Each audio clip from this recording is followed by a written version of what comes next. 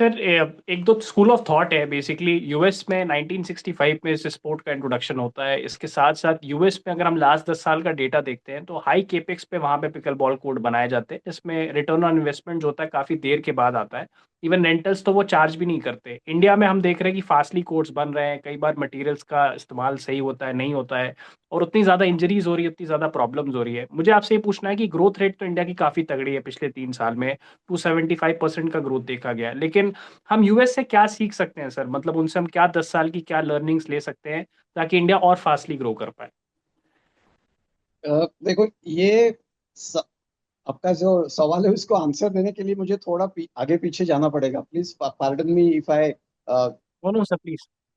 या आप जो इंडिया एंड यूएसए की कंपेयर करते हैं ना, तो स्पोर्टिंग पॉइंट ऑफ व्यू से जो कंपेयर है, मैं यूएसए कनाडा में काफी बार गया, यूरोप में भी जाके आया हूँ, चाइना एंड जापान में नहीं गया हूँ, but Asian countries, Europe and north America में जाके आया हूँ। नजदीक से सबको देखा है। बेसिकली हम as a India, as a country, is not a sporting country. Ours is a very spectator oriented country. हम तालियां मारने वाले प्रेक्षक, हम स्पेक्टेटर्स है। एंड वो जो लोग हैं डेवलप्ड कंट्रीज जिनके नाम है, they are real sports oriented countries, nation. मेरा एक स्टैटिस्टिक्स है, मैंने खुद ने सर्वे किए स्टैटिस्टिक्स है। Out of 100, 60 people in the US are active in sports. What ever, 80 साल का बुजुर्ग भी खेलते रहता है, 8 साल का बच्चा भी वहां खेलते रहता है।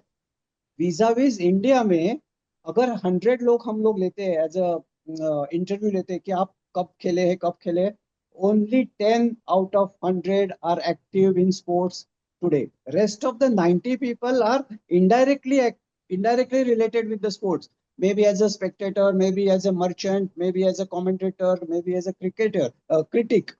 But as a active player, India is lagging far behind USA and this thing. And ये बैकग्राउंड पे आपका अगर मैं सवाल का जवाब देना चाहता हूं, तो हम कंपेयर नहीं कर सकते।